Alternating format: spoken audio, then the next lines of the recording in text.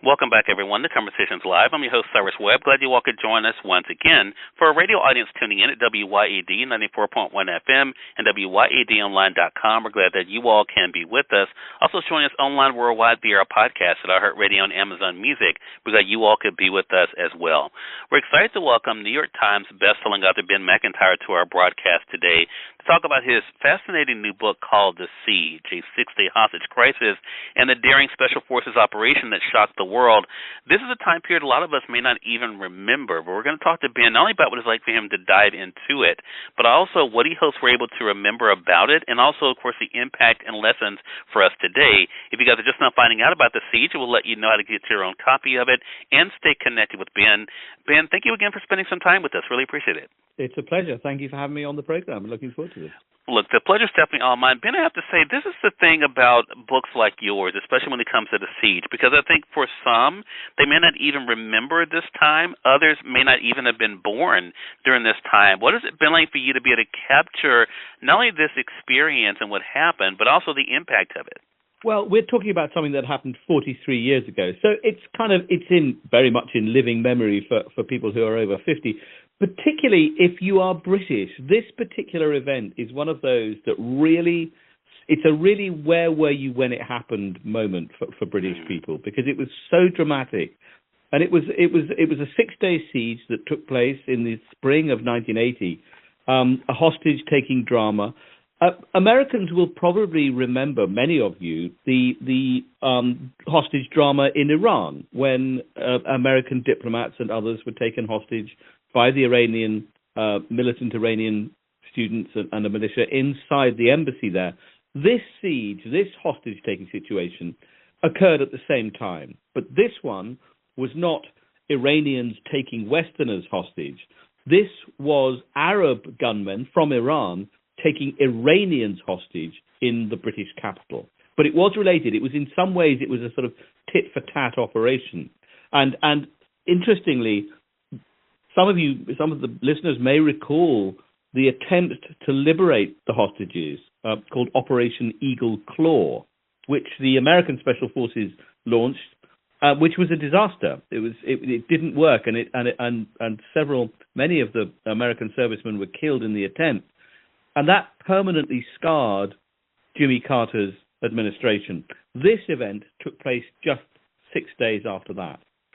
It's fascinating. And the dialogue in here, Ben, I have to say, in reading it, I mean, you literally take us into the event. And I think, too, we're able to see a lot of things. The thing for me as a reader that really stood out is, for one, how not only one's beliefs and their, in what they're doing can drive them even to be willing to be a martyr, but also, the importance of even the media and how it was covered. Yeah.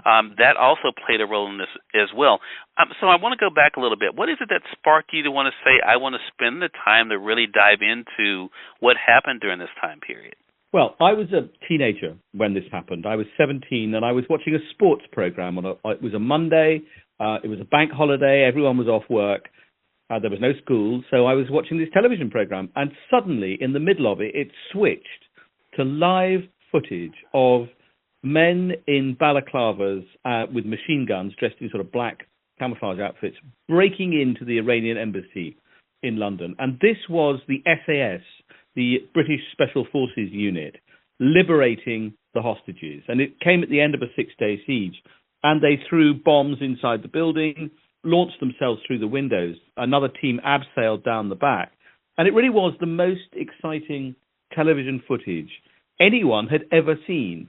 And as a young man, as a sort of young teenager then, it had a profound effect on me. It made me think, all these years later, I really did want to try and find out what had actually happened there, because it's a story that's often presented to British people and the world as a kind of simple story of black and white daring do. These are brave British soldiers take on the wicked terrorists and win. And of course, there is something to that myth. All myths have a basis in reality. But the reality of the story is much, much more complicated than that, and also much more interesting.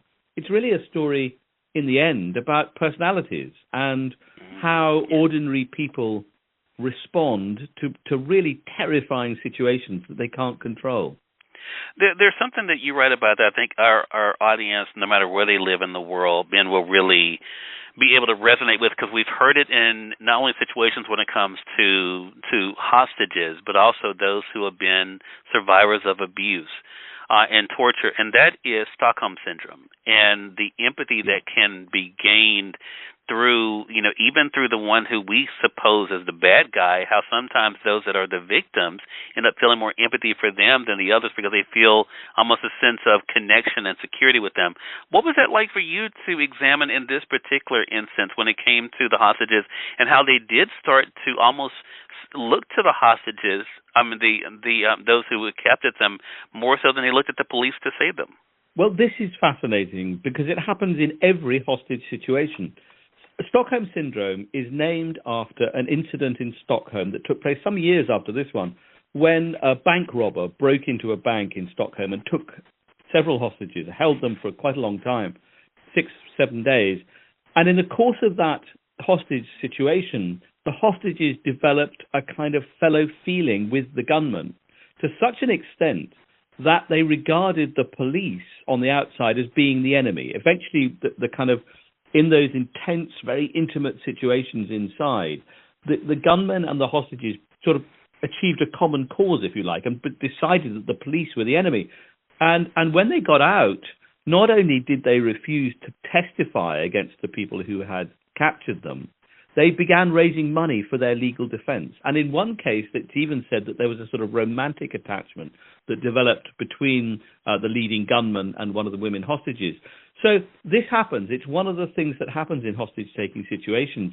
And in the siege, in this particular book, in the Iranian embassy siege in London in 1980, it's fascinating watching the way that the relationships inside that building begin to change. And they all, in a way, they become very close to the gunman. One of the gunmen survived the final assault. And the reason he survived, really, was because the women hostages inside that building protected him against the SAS. Yeah. And I think that is, again, as we're going throughout this book, Ben, you're able to take us through not only those minutes, but those days. What surprised you the most in your research and the retelling of this incident? I think partly it's the Stockholm Syndrome story, but I think it's also just how differently the people inside that building reacted to the situation they found themselves in. You know how it is, Cyrus. We all imagine that if we were stuck in a terrible hostage situation, that we would behave well, that we would do the right thing, that we would try to protect others, that we would, in some ways, we might imagine that we would be heroic. But actually, human beings respond in very different ways to stress. And not everybody is made of the same kind of straight-grained timber. And some people behaved with extraordinary resolve and resilience and generosity. Others did not. And that, in a way, is why I love this story, is it really all takes place inside one room.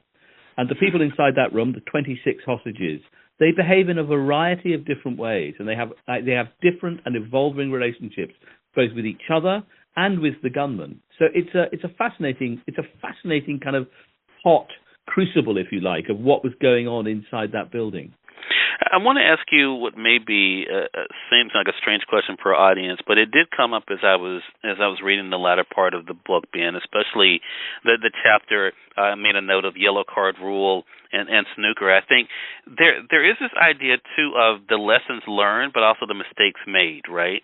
And I think in every situation we look at those. This is definitely no different. What was it like for you? What do you think police have learned about this incident, or maybe have not learned, that is something you hope readers talk about and think about as they read The Siege?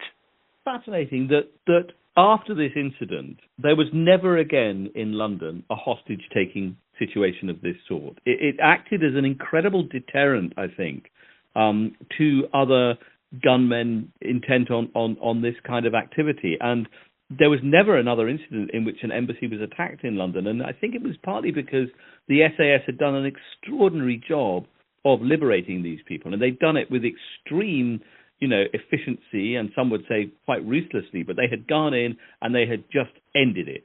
And I think that was a kind of lesson that hostage negotiation can go so far, and the police really did their best in this instance to try to end it bloodlessly.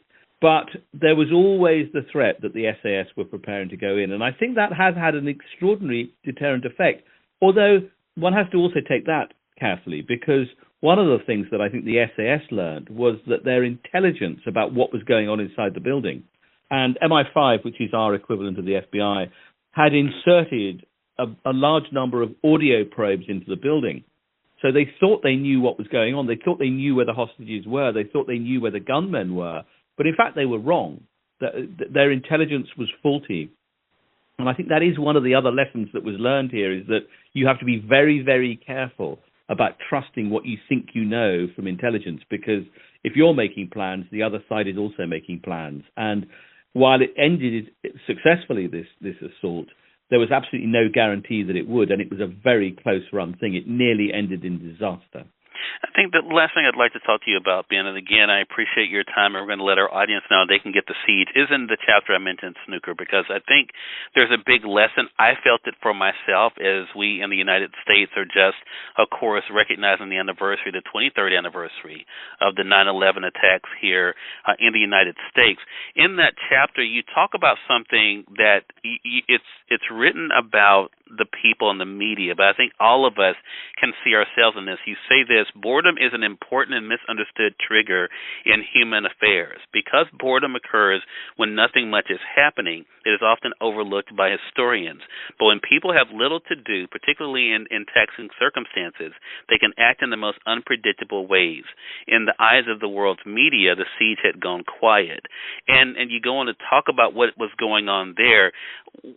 Do you think that is something all of us can think about, that even in situations that are horrific, like what the United States dealt with in 9/11, 2001, and what has been taking place in affairs around the world, there is this danger of people not only forgetting but also just moving on? I think that's absolutely right. I mean, I think people do move on. I think our memories are often very short. I think we often forget that what has happened today will be echoed by something that has happened yesterday, last year, 20 years ago. And that's in a way why I wrote this book, is I think we have huge amounts to learn from history and remember from history. Because it's the old adage, if you forget history, you're in danger of repeating it. And there is a direct line that runs from this story all the way through 9/11 and even to Gaza. This is a story about people who believed that they were in the right. They were ideologues who believed that right was on their side. And both sides, both the Iranian fundamentalists, who were the diplomats inside the embassy, and their attackers, these Arab militant guerrillas who were fighting for sort of civil rights in the Arab part of Iran, both sides believed that they had right on their side and were prepared to kill and be killed for those beliefs. Now, if you have a situation like that, it is very easy to create martyrs. It is easy to create a kind of generation of people who are dedicated to violence.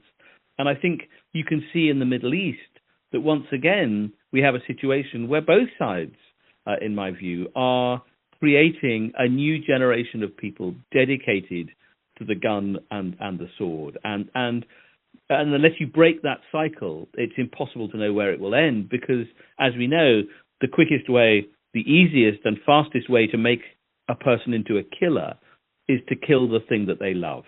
And that, in a way, is the story of this book.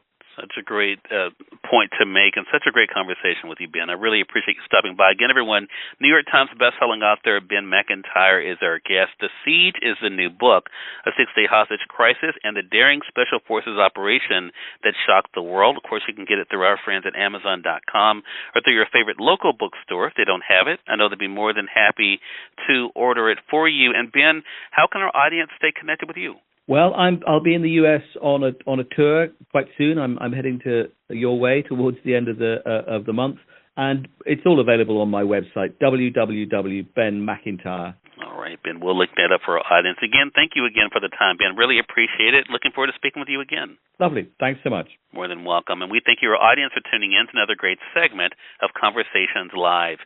Until next time, I'm your host, Cyrus Webb, saying, as always, enjoy your day, enjoy your life, enjoy your world. Thank you all for choosing Conversations Live. Let us go make today amazing. Take care.